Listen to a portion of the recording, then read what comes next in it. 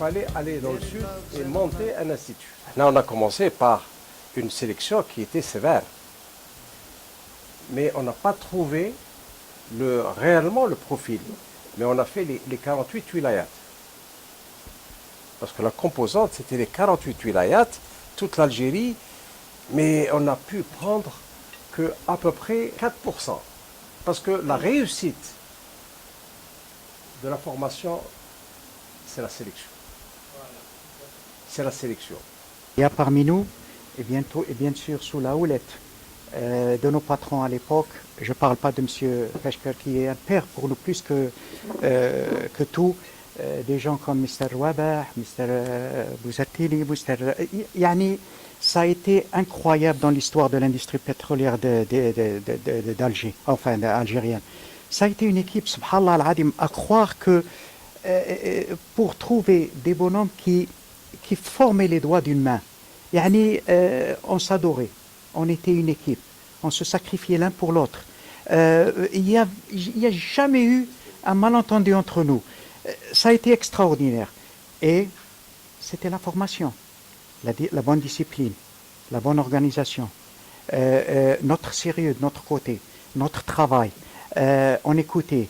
Tout ça, ça a formé ce que vous voyez. On visait un savoir-faire et qui diffère complètement de l'université et de la formation classique. C'est le savoir-faire. 50% du temps, ça se passait directement sur le terrain. Parce que là, il fallait viser la santé, les conditions physiques, parce qu'il y avait des choses qu'on ne pouvait pas déceler par la médecine. Je prends le cas, quelqu'un qui saigne du nez. Il fallait qu'il aille en exploration, faire la piste, 800 km. S'il saigne du nez, il laissera sa vie. Mais c'est un test. Il y avait des gens, on a vu des gens qui traînaient les bonne santé, impeccable, mais ils hallucinaient. Ah oui, c'est un danger. Il fallait le retirer. Et il y avait les stages pratiques. Les stages pratiques, parce qu'il y avait des promotions par la suite, on s'est arrangé, il y avait des appareils qui tournaient qu'avec les élèves. On avait 2 appareils qui tournaient, mais on avait pris les chefs de chantier, les anciens, les chefs de poste, les anciens, qui ont encadré. Mais c'est pas la peine. Alors il faut continuer, mais on mettait 21 jours. C'était un record. 21, c'était un record, oui. 21 jours pour un forage Hassim Saoud, avec les élèves. Mais heureusement, c'était clandestin. On était clandestin. Hein, parce que si Abdeslam entendait ça, c'est la catastrophe, parce qu'il y avait les Roumains, les Canadiens, il y avait tout un... Mais on visait un savoir-faire. Ce qu'on faisait, ça c'est l'aspect managérial. Mais on n'avait pas de vocabulaire, mais c'est l'aspect pratique toujours. Hein. Ben, même si on est en plein désert, il faut créer son propre environnement. Hein. Et il fallait construire le mur. Là, on leur disait, vous allez construire votre maison demain. C'est pas si facile que ça. Hein. Mais tout ça, c'était l'école de la vie. Les gens qui rentraient, la raison pour laquelle la sélection, c'était pour faire des futurs responsables. C'était la responsabilité qui nous intéressait par la suite, parce qu'il n'y avait pas d'Algériens. La formation que nous avons eue, d'ailleurs mes collègues Touhi, Abdallah et Moussoussi vont convenir avec moi, nous a appris une chose, c'est la rigueur et l'efficacité. Comme je le dis même à mes enfants, quand je demande l'heure, ne me demande pas comment marche la montre, donne-moi l'heure. C'est ce qui nous a appris. La formation de l'IAP a enseigné une forme de pragmatisme méchant. Pragmatisme méchant. Être efficace. Et être rigoureux sur ses choix. Parce qu'il y a un choix d'outils, un choix de qualification, un choix en temps et en forme. Parce qu'il ne s'agit pas de voir quelle est la formule la plus adéquate. C'est surtout quelle est la meilleure façon d'obtenir un très bon résultat. Et c'est ça, c'est ce qui nous a appris la formation de l'IAP. Ça nous a énormément servi. On faisait des 16 heures de boulot sur un palais de forage. On faisait, pour nous former dans l'endurance et tout ça, on faisait des postes de 16 heures. C'était chouette. On faisait à l'époque des postes de 8 heures. On faisait 16. Pas tous les jours. Hein. Une fois tous les 2 mois ou les 3 mois, je crois. On faisait un double poste. On commençait à midi, on finissait à 4 heures du matin.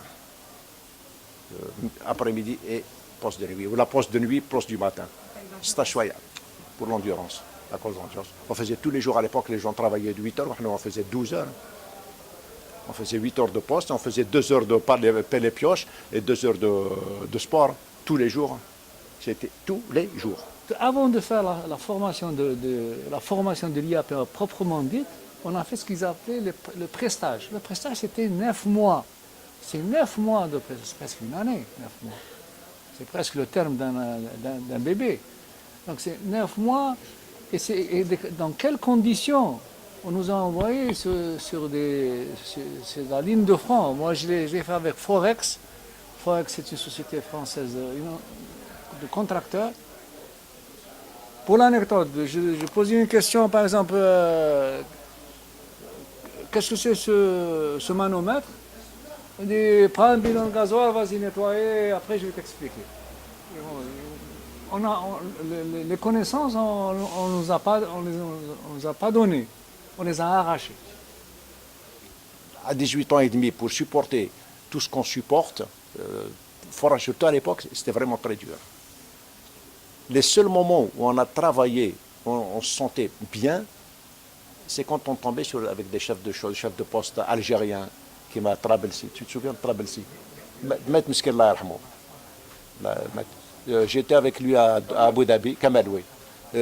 Quand on était avec eux, il est passé par là lui aussi. Il nous considérait comme ses fils, comme ses enfants. On faisait notre travail. Ça ne veut pas dire parce qu'on est avec lui qu'on ne fait pas le travail. On fait le travail. Mais il est beaucoup plus humain avec nous. Tandis que le Gouer... J'étais stagiaire et j'étais en même temps formateur. Pas enseignant, formateur. Je préfère le mot formateur qu'enseignant. Parce que comme vient de dire Hamid, c'était surtout le côté pratique qui était le plus important. Nous n'avions pas des formateurs en permanence à l'IAP. Ce qui existait à l'IAP, c'était un formateur en général. Et ensuite, on utilisait toutes les compétences qui pouvaient exister dans l'industrie. On a utilisé M. Bouzdefini, par exemple, qui était notre patron, chef de la base, pour donner certains cours. On a utilisé des sociétés de services qui nous parlaient directement de la fonction et de ce qu'on devait comprendre, ce qu'on devait apprendre et savoir. Et une journée d'un IAPiste, c'est quoi? C'est 3 heures de cours le matin, de 8h à 11h. Ensuite, le temps de prendre un repas très rapidement et d'être à midi au poste pour faire un poste d'après-midi de midi à 8h. À Daklour, c'était 3 postes par jour. Donc, voyez à peu près ce que nous donnait. Quand le formateur, quand quelqu'un venait vous parler d'un cours, vous donner un cours, vous l'avez déjà vu sur le chantier. Vous avez vu comment que ça se passait. Donc, ce qu'il vous donnait, c'était peut-être, bien sûr, des ficelles, des choses, des calculs et tout ce qui en suit. Mais le reste, ça ne posait aucun problème. Ça passait. Ça passait sans aucun problème. C'est ça la force de cette formation. C'était le côté pratique qui était beaucoup plus... Vous savez, quand un stagiaire de l'IAP partait sur un appareil, ce n'était pas quelqu'un en plus. Jamais. On ne mettait jamais... Il y avait 3... Il faut 3 hommes sur le plancher et 1 à l'accrochage. On ne peut pas mettre un 5e, c'est impossible. Donc quand le stagiaire arrivait, on enlevait un employé. À l'époque, je travaillais... Je crois que je dormais avec Tabal dans la chambre. Il était malade, poste de nuit. Moi, j'ai travaillé. J'ai fait... Il était malade, donc il a... Je suis sorti à 4 h du matin, en hiver. Il faisait froid. On travaillait à la bois à l'huile. Hassim Saoud. La bois à l'huile, je ne sais pas si vous connaissez. À base d'huile. Pour la laver, il faut du gasoil.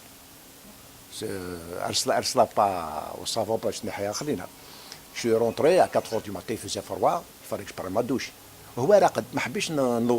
J'avais peur de le réveiller, j'ai pris la veilleuse, j'ai allumé ma veilleuse, On dormait dans la même chambre. J'ai mis la VSAC là contre l'oreiller pour ne pas qu'il y ait trop de lumière باش ما نوضوش. مشيت دوشت كي رجعت لقيت شعل النار في l'oreiller في الرشة والله العظيم شعل النار فيها. حليت طواقي شعلت كليماتيزور شعلت الضوء والله ما على بالو بالدنيا كان راقد. Le pelochon, l'oreiller, bon, je l'ai mouillé tout ça. Puis ma chalche complètement. Il y avait que l'oreiller je l'ai mis dans la douche. Habito dans la douche. Bien sûr, le lendemain, ils l'ont trouvé. Je connais. Bon, ou c'était lui ou c'est moi. Donc il ne peut pas y avoir 36 000. On n'était que deux. Bah, écoute, c'est moi. Je l'ai payé. Voilà, je l'ai payé l'oreiller. Je l'ai payé. À l'époque, on touchait 600 dinars de pension. Un retrait sur salaire. Un retrait sur salaire, oui. On a commencé à 600. J'ai commencé à 600. 330 dinars, c'est contre l'armée. Ça, c'est le salaire de l'armée. Je suis d'Alger. J'ai fait le même parcours que mes amis et collègues. Hein.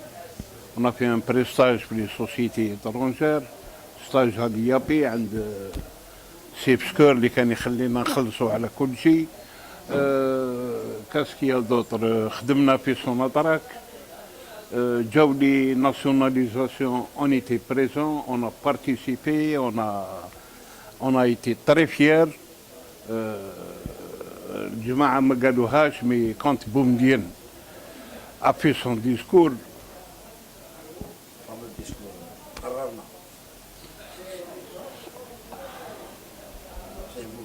On a pleuré. قررنا ابتداء من هذا اليوم باش ناخذ 51% من الشركات الفرنسية. ثانيا قررنا تأميم الغاز الطبيعي الموجود في الصحراء. Parce que ça nous a donné la chance de participer à la libération économique تاع البلاد. نحيناها ميد فرنسا. Le syndicat de Sonatrach, les gendarmes, nous a dit demain vous allez remplacer un Français au poste de moi, c'était pour chef de poste. C'était l'insouciance de l'âge. On avait 21 ans, 22 ans. C'est l'âge où c'est une fin d'adolescence. Et je vous prie de croire que je suis monté avec le gendarme sur le fourgon. Je ne suis jamais monté dans un fourgon de gendarmerie. Je suis monté dans le fourgon. On est monté au poste de commande. Le Français a commencé à réclamer. Il a dit je veux récupérer. Parce qu'il avait un placard. Il avait un placard avec un cadenas. Il m'a dit je veux prendre mes affaires. Le gendarme m'a dit non, ça c'est pas vos affaires, c'est les affaires de l'Algérie. Les affaires, c'était quoi? C'était de la documentation et le formulaire du foreur. C'était la nationalisation physique. Et c'était le soir. مانيش عارف إذا توفى ولا ما توفاش. ديب كان assistant chef de base في CFP à l'époque. Je sais, Jeff Lille, il y a demain un monsieur qui vient de Sonatrach et tu vas prendre la centrale de Boumha. Voilà. C'était simple, on ne cherchait pas midi 14h. Ça vous a fait peur ou pas? Qu'est-ce que vous avez ressenti à ce moment-là? Pas la peur, une appréhension. Parce que d'un seul coup, habitué, je ne sais pas moi, ذبحي دجاجة واليوم الثاني يقول لك ذبحي بقرة. Ça fait un peu, il y a eu, mais tout s'est enchaîné automatique parce que on avait déjà en main les motivations, puis on avait en main les outils.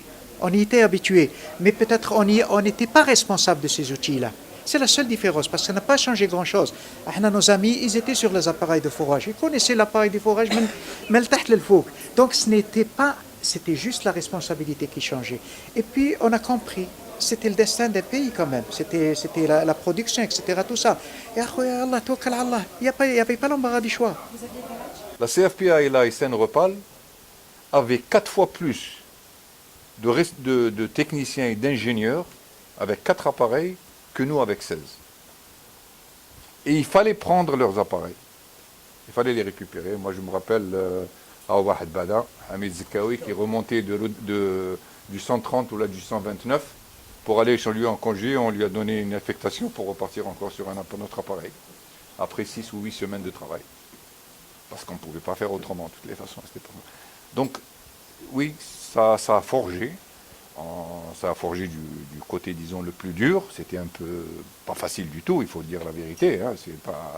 C'était pas mais oui, ça a forgé les gens. Ça a permis aux gens de voir des choses qu'on ne verra jamais de toute façon. Du jour au lendemain, certains se retrouvaient dans des responsabilités qui n'envisageaient pas peut-être avant 5-6 ans de pratique, etc. Tout ça. Il fallait se débrouiller. Et nous sommes venus avec notre volonté de bien faire, avec notre motivation, notre jeunesse. كما كان يقول واسمه سيد احمد لارجون سيتي با نوتر سوسي نيميرو ان نخدموا برك نهمبروا ونفورسي ونجروا ايتترا اون سفوزي دي سيجور دو 9 سيمان في الصحراء كيقول لك زيد 3 سمانات زياده ما راحش نبكي له لا يما اختي وهذا لا اوب نكمل الخدمه ونضرب بالناح بار كونت سا نور بليزي با هذا الموفمون هذا يفولي دي جون اللي الشوكه تاعك في طون جوب يتوكيبا دو ريست دونك حنا اون سي سونتي mal accepté, mal vu. Anna personnellement, je ne parle pas des autres, mais Anna personnellement, parce que j'avais des postes de responsabilité quand même assez importantes. J'étais chef de service forage par intérim pendant 3 ans, alors que la convention d'entreprise, c'est prévu après 6 mois, l'article 123, etc., on est rétabli, on est considéré en tant que tel, mais أنايا ما داروا لي حساب ما والو.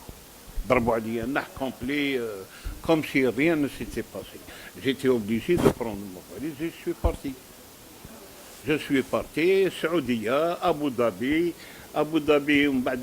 j'étais chef de département forage dans une des plus grandes compagnies اللي كان يهضر عليها هو ADCO, تاع pétrole. J'étais head of drilling and workover engineering, donc j'étais le patron تاع كاع لي زاباراي de forage. من تما رحت للسرجة offshore, j'étais drilling manager d'une compagnie offshore. Je supervisais des forages au Pakistan, au Yémen, en Égypte et bien sûr offshore في سرجة. Et من بعدها j'ai fait de l'offshore, oui. J'ai fait de l'offshore. J'étais drilling manager d'une société offshore. J'avais un appareil de forage et on forait entre Sharjah et l'Iran. Là-bas, on faisait des forages, etc. Oh, jusqu'à 4200-4500 mètres. Et on faisait des forages horizontaux. À l'époque, on avait fait, maintenant le record a été battu, on avait fait l'un des plus longs drains horizontaux. Non, à 4200 mètres, on a fait à l'époque 2500 mètres. En horizontal. C'était l'époque, donc maintenant ils font plus. On a fait des multi-drains, c'est-à-dire en forêt verticale, et on sortait à 2-3 trous latéraux. Après j'ai quitté Crescent pour m'occuper d'une société de forage française, Forasol. J'ai travaillé un peu en Algérie avec eux. J'ai rejoint Halliburton comme Halliburton comme operation manager puis Hassim Saoud, spécialement à Tinfoui, où j'ai passé quelques années avec eux. En 2009. Et depuis 2009, je n'ai plus aucun contact avec le pétrole. Après chef de chantier en Algérie, j'ai dû immigrer aux Émirats arabes pendant une dizaine d'années, de 80 à 90 environ. La guerre du Golfe, voilà. La guerre du Golfe, je suis rentré en Algérie. Le fait qu'il y avait l'insécurité des années de Brest, les Français, les étrangers ne voulaient pas travailler sur les champs pétroliers. Donc ça a été une chance pour nous de pouvoir être recrutés du côté maître d'œuvre. Si je fais un comparatif pour une maison en construction, il y a le tâcheron, le maçon, il y a l'architecte. Au début, on était du côté maçon, mais maître d'œuvre, on est du côté architecte. C'est plutôt ingénierie, construction de puits, calcul, suivi, cost control, contrôle des coûts, etc. Donc, 96 à 2005, j'ai fait superviseur de forage. Après superviseur de forage, je suis parti en Arabie Saoudite, j'ai Aramco, une société, c'est une des grandes sociétés dans le monde, Aramco. Donc j'ai fait superviseur de forage avec Aramco. Ensuite, je suis rentré en Algérie. J'ai démissionné parce que je me sentais un peu pressé, si l'on peut utiliser le terme. Je suis parti en Tunisie, 2 ans, superviseur aussi, du côté de Djerba. Bon, je ne faisais pas du tourisme, je travaillais. Et après ça, après de la Tunisie, je suis rentré et je suis reparti. On a fait appel à moi pour faire des puits clés en main à Hassi Berkane, en Algérie, toujours en supervision, pour le compte de Sonatrach. Avec la même entreprise, on a fini le projet à Hassi Berkane. On nous a demandé d'aller en Irak, Bassora. On a fait aussi un projet. Donc c'est ça le cursus. Bassora, c'était jusqu'à fin 2013. Toujours au sein de Sonatrach, mais je suis passé du service, ce qu'on appelle des services tests, des essais de puits. Quand ils arrivent au réservoir, etc., il y a des outils qu'on descend dans le puits pour faire les essais, pour voir s'il produit, ça ne produit pas, qu'est-ce que ça produit, quels sont les volumes que ça produit, bien sûr, etc. etc. J'ai fait ça jusqu'en 77 avec Sonatrach. Et en 77, j'ai démissionné. Je suis parti à l'étranger. Je suis rentré dans une compagnie étrangère américaine qui s'appelle Schlumberger. D'ailleurs, peut-être que vous connaissez. Je suis rentré chez Schlumberger j'ai travaillé de 78 jusqu'à 86. J'ai fait Abu Dhabi. J'étais parmi les premiers à être à Abu Dhabi. Après, il y a M. Zkawi qui est arrivé. Il y avait Fetouhi qui était là-bas déjà, que j'ai connu au Yémen. Enfin, que j'ai connu. On a travaillé au Yémen ensemble. Et lui, il est parti directement. Moi, je suis revenu ici. Après, je suis reparti à Abu Dhabi. On s'est rencontrés là-bas. Abu Dhabi. Après, j'ai été au Cameroun. Cameroun, j'étais en Tunisie. J'ai fait 6 ans en Tunisie. Après, j'ai démissionné. En 97, je suis revenu dans le business, dans les pétroles. J'étais en Inde. J'ai fait l'Inde. Après, j'ai fait quasiment toute l'Afrique. Gabon, Cameroun, Congo, Côte d'Ivoire, Sénégal, Mozambique, etc., etc. Partout où je suis passé, au contraire, je n'ai eu que des félicitations, des encouragements, des félicitations. Il y a des gens qui ont été renvoyés de Gouer, dans un chantier, dans une base où il n'y a que des Français. Peut-être je suis le seul Algérien, ils licencient des Français en tant qu'Algérien. C'est parce qu'on fait le boulot et on le fait comme il doit être fait. Les gens nous ont respectés. Et voilà, je le dis, wallah, en toute honnêteté, dans le forage, nous sommes parmi les meilleurs au monde.